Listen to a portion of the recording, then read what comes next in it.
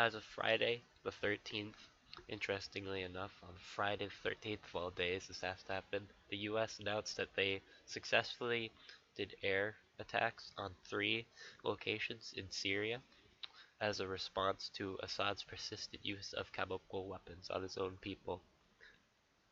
So as you can see, the US wasn't alone in this actually. Whole gang was joining up. Throw back to World War II, am I right? Britain and France. Interesting as we're about to start this new Cold War with Russia here at the moment. But this is just, why does it have to come to this? Ladies and gents, don't get me wrong, using chemical weapons on your own people is one of the worst things you can do as a leader, and I would definitely love it if Assad was ousted. But not, the US has tried this idea of nation building at least like 6 times in the Middle East now, and all 6 of them have been complete disasters. Started in 1953 when we ousted a democratically elected and fairly progressive for its time. They were giving women rights to vote in Iran back then. But then just because they nationalized their oil fields, Britain and the US just decide to oust them and install a monarchy, which then leads to another revolt, and we get this whole mess in Iran today.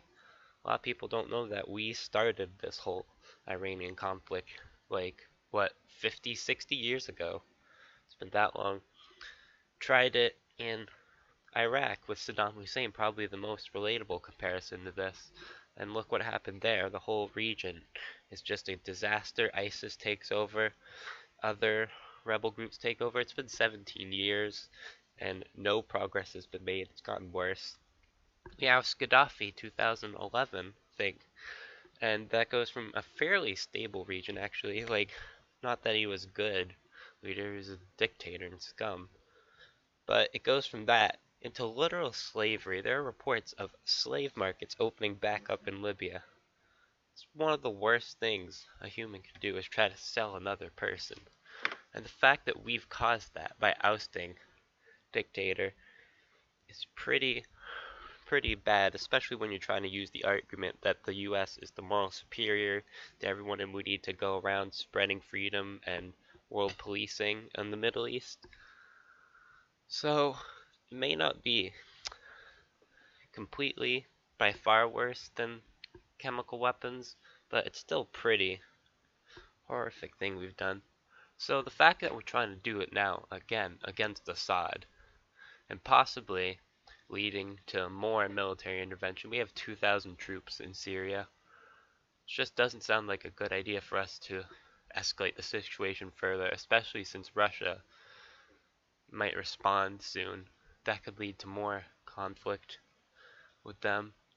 And since, the whole Russia-Trump thing is happening, doesn't seem likely now. I actually don't believe that Trump, by the way, is a Russian puppet, especially since he's done this, but pissing off Putin just to piss him off, that's probably not in our best interest. So now, this is just another article. But here's another thing about the whole US moral superior thing. US-led forces said to have used white phosphorus in Syria. This is back in June 10th, but you see, we've used our own fair share of chemical weapons. White phosphorus is prohibited under international law, just like Assad using chemical weapons is prohibited under international law. So don't tell me that the US has moral superiority to go around bombing people who break international law, because by that logic, like, the UK and France should be bombing us, if anything, compared to Syria, because we've had our fair share of international war crimes, like Guantanamo Bay is breaking international law, and we have yet to close that. This white phosphorus, breaking international law. So where's our blame, President Trump? The worst part about this, I actually kind of liked what Trump was saying about foreign policy during his campaign. And before his campaign, he was pretty non-interventional, saying that we should pull out of Syria. Here's a quote from June 15th, 2013. "We should stay the hell out of Syria. The rebels are just as bad as the current regime. What will we get for our lives and billions of dollars used? Zero." He's actually very right there. But the fact that he's like all of a sudden for these drone strikes and possibly more troops in Syria. It's just wrong. Ugh, my God, it's just a sad day when it's come to the fact that the Republicans and even the Democrats being taken over by these neocon, neolib camps of war and interventionalism. You know, the one voice, one of the one voices of this whole non-interventionalism and going against Trump on Syria, Alex Jones is the only person who is calling them out. The fact that Alex Jones is the voice and reason is just depressing. Here, watch for yourself. This is before he went on air one day, the day that we attacked Syria. We going on the fucking damn it, man. What the fuck? Is there nobody fucking pure in this goddamn fucking world? See, now I'm fucking pissed right now. Syria fought Al Qaeda, they fought ISIS, they fought it all. And now you got Mattis and fucking all these people shitting all over us.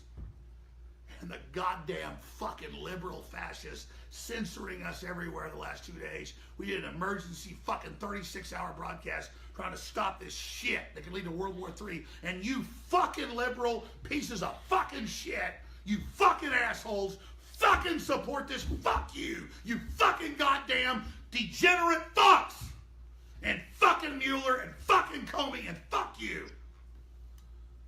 Every major analyst, see, I shouldn't even be on there right now. Every analyst agrees that this could trigger World War III unlike anything in our history. And the Russians were the good guys battling ISIS and Al Qaeda. I'm not a Russophile. I've never been to Russia. But I've studied the geopolitics. They are the white knights. And our military 5 years ago joining the Russians to block Obama and the Arab Spring and do the right thing, did the right thing. And now, Mattis looks like a fucking Emperor Palpatine. And that cocksucker knows full fucking well that Al Qaeda and ISIS staged all those fucking chemical attacks. And now they're blaming it on the goddamn motherfucking I shouldn't be on there right now. When the fuck are we going live? I can't do this shit anymore. So you see there, Alex Jones said some pretty interesting stuff. I don't agree, however, that this will cause World War III. The reason Cold War didn't cause World War III was because the fact that both sides had weapons that could literally wipe out the entire planet, and we still have most of those weapons intact. Still enough to actually wipe out humanity like 30 times over. So no, this won't cause World War III. What I think it will cause, though, is what's starting to happen is a new Cold War against Russia. See, arming Syria, that could be the first like actual battleground if we do decide to go in and support the rebels, who, by the way, I haven't brought up yet, but most of them are terrorist groups. Many of them, in fact, such as former Al-Qaeda members, ISIS. Just want to say, the U.S. has had a history of interventionism in the Middle East, and it needs to stop.